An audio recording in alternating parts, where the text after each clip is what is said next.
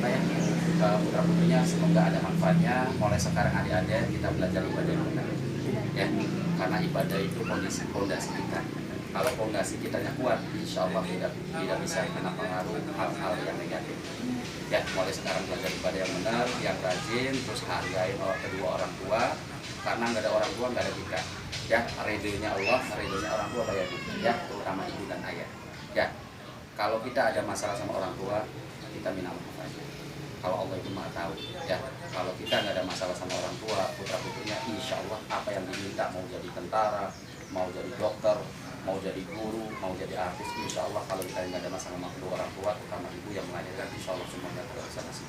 Dengan oke, diawalin aja. Assalamualaikum warahmatullahi wabarakatuh. Karena syiar itu yang pertama yang melibatkan agama Islam di tanah Jawa itu salah satu Sunan Gunung Jati. Ya, yang ada di Jawa Barat ini walinya namanya Sunan Gunung Jati, itu putra dari keturunan dari nasabnya dari Nabi Muhammad SAW. Itu putranya putra mahkota dari negara Mesir, negara Arab yang bernama ayah namanya Sunan Gunung Jati, namanya Syarif Abdullah. Kalau ibundanya Sunan Gunung Jati namanya Nimas Larasantang Syarifah Jati. Nah itu putrinya Prabu Siliwangi, itu kakaknya Raden Hyang Santang. Putra Prabu Siliwangi itu ada 3. Yang pertama Pangeran Walang Sungsang, yang kedua Nimas Larasantang Syarifah Jati, yang terakhir namanya Raden Hyang Santang. Cuma bisa sendiri Pak, syiarnya ada di Jawa Barat, adanya di daerah Garut, daerah Sancang. Bapak masih ada keturunan ini Pak, kerabat Banten Pak? Ada. Ya, jadi kalau namanya keturunan itu nggak bisa dibohongin Pak.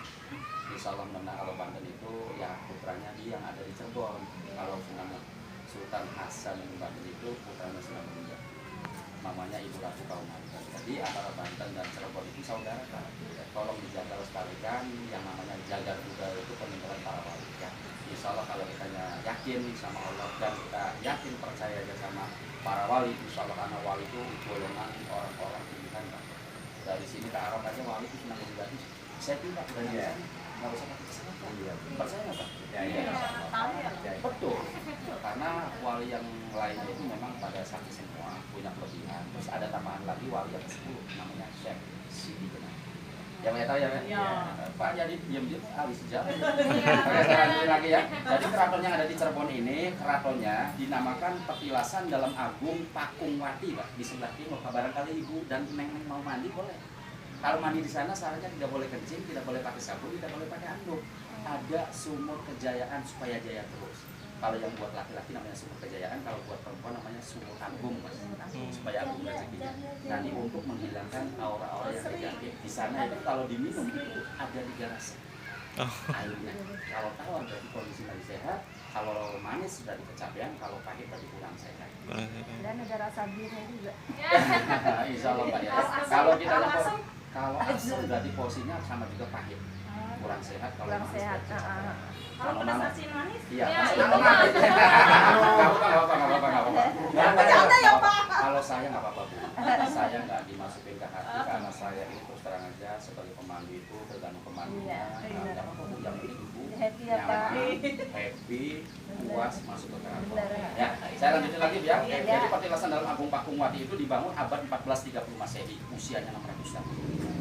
Airnya juga sampai sekarang belum pernah kering. Bayangin. Kalau di bawah tidak boleh, tidak boleh dimasak, tidak boleh direbus. Barangkali ada yang sakit, ada yang kena asam urat, kadang-kadang ada yang suka kepala pusing, boleh dimandikan pakai air 5 jam bismillah sama salawat aja. Ya, airnya boleh dibawa pulang. Kalau dibawa pulang syaratnya tidak boleh dimasak dan tidak boleh direbus. Ya, nah itu dulunya pernah diduduki salah satu putra mahkotanya Prabu Siliwangi Pangeran Walang Sungsang, Mbah Cirebon atau Pangeran Cakraguna. Akhirnya kedudukannya Pangeran Walang Sungsang itu diserahkan sama ponakannya sendiri yang bernama Sunan Gunung Jati yang bergelar Syekh Maulana Syarif Hidayatullah. Nah itu dibangun 1430, akhirnya diberdirikan karena Usman ini dibangun abad 1529. Kemarin Sultan yang ada di sini, dengar nggak di YouTube atau belum? Itu meninggal di sini. Sultan yang ke-14 yang meninggal kemarin. Tanggal 22 Juli meninggalnya di Rumah Sakit Bandung Sentosa. Nah kemarin tanggal 30 Agustus sekalian pengobatan, sekalian 40 hari ini. Minta doanya Pak ya, semoga ya Bapak ada ketemu kerabat dari seluruh Banten juga masih ada saudara dari Cirebon. Semoga karena orangnya Bapak ini kelihatan. Bapak Yadi ini orangnya semangat kerja Bu, percaya semangat kerja, tanggung jawabnya sama keluarga Bapak. Ya, orangnya sih memang ada sifat kerasnya juga sedikit. Ya, tapi masalah tanggung jawab sama keluarganya bagus. Pak Yadi kerja atau usaha? Nah, tak kelihatan Pak ya, benar ya. Orangnya unek, orangnya rajin dan maaf pernah dibohongin sama temennya sendiri. Kalau ya, mulai sekarang Pak punya jaga-jaga karena banyak yang kejadian tamu-tamu yang di Jakarta itu kebanyakan menanyakan sama pangeran semua. Kan kita bersama-sama kita sowan ya, yang kita yakin sama Allah. Mudah-mudahan Pak Yadi ini kalau memang punya usaha dilancarkan. Amin. Bukan Pak Yadi aja dong, saya juga. Ya udah gini. Kalau misalnya Pak Yadi bukan. Usahanya beda-beda. Ya, enggak apa-apa. Kalau usahanya Ibu apanya? Apa? Saya? Iya. Saya juga usaha. Iya. Ya udah enggak apa-apa. Ya namanya kita gini deh. Kalau bisa saya doakan. Ya mulai sekarang gini. Mulai sekarang kalau kepengen sukses tidak boleh berani sama kedua orang tua sama ibu, ibadah yang rajin. Ya, sampai yang bolong-bolong suka bolong-bolong ya, apalagi sholat subuh. Iya.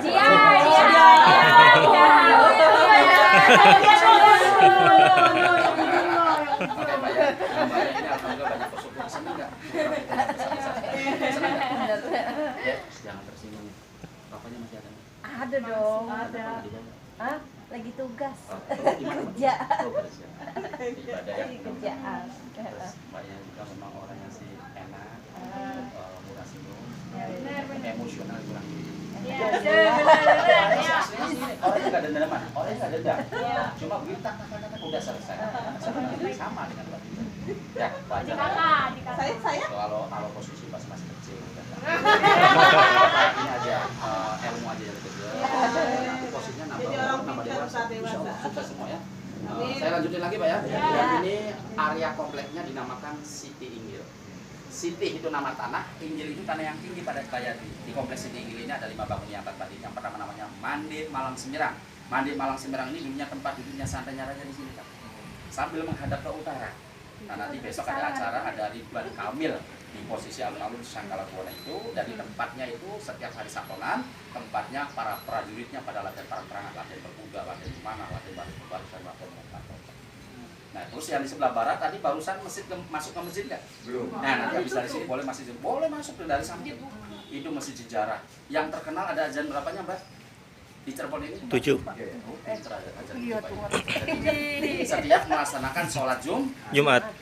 Jadi di mana-mana masjid orang yang melaksanakan sholat Jumat itu azannya 1 orang. Kalau di sini beda, ada keunikan sendiri dan ada keunikan sendiri. Itu azannya 7 orang. Nah itu terus dibangunnya itu juga itu nggak lama Pak ya, cuma 1 hari 1 malam. Bayang percaya nggak? Personilnya 500 personil dan pakai doanya para wali itu. Jadi di sini sejarahnya ada azan itu untuk penolak sihir atau penolak wabah penyakit. Jadi sebelum ada azan itu orang yang mau ibadah di sana itu dikasih penyakit muntah darah. Nah itu sejarah seperti itu, namanya Sangyang Menjangan Bulung yang menghalangi akhirnya pecah menjadi 2. Ada di daerah Banten, ada di daerah Indramayu Karang. Karang di sebuah batu ampel itu mengandung racun. Sekarang udah aman, udah alhamdulillah. Ya, terus tiangnya juga mengandung simbol Islam semua. Tiangnya ada yang melambangkan keiman, ada yang melambangkan nama-nama Islam. Di sebelah kirinya Pak Yadi itu dia rupa kecil itu tempat duduk para penasihat raja. Nanti duduknya bukan kayak gini Pak Yadi, duduknya sila, naik ke atas sambil menunduk. Jadi Pak Yadi nanti kalau punya pengusaha besar tidak boleh sombong. Nah, terus pesan sama ibu-ibu ini, sama bapak-bapak ini, kalau kepengen rezekinya berlimpah, jangan lupa kita sisihkan sedikit buat anak yatim. Kalau kelihatannya ibu dan bapak ini semuanya ngerti semua, saya paham. Insya Allah orangnya nggak pelit kalau Pak Yadi orang itu. Asli betul, suka menolong saudara, suka membantu insya Allah. Mbak tolong sekarang ini jangan sampai sering kerja sama-sama teman, kecuali sama saudara sendiri, yang penting yang tahu aja. Masalahnya masalah uang itu manis Pak. Ya, mudah-mudahan saya doakan Pak Yadi sekeluarganya, mudah-mudahan sama Mbak Yadi sama istri, mudah-mudahan usaha semua diberikan kelancaran, yang diminta sama Allah itu satu sehat. Banyak uang kalau ditanya sakit. Iya. Ya, Bisa sia-sia. ngerasain ya Pak. Terus ibadah yang benar, jangan sampai kita ibadahnya bolong-bolong. Kalau kita nyajak dari kalau kepengen ada perubahan kita dapetin Allah Pak. Karena ini permainan Allah sih. Kalau kepengen ada perubahan, usahanya pengen lancar, ya silakan didapetin Allah. 5 waktunya jangan ditinggal. Ya, saya pesan itu aja, mudah-mudahan semuanya sukses semua ya. Yuk kita sambil jalan ke sana, Pak Yadi kita mumpung, Pak Yadi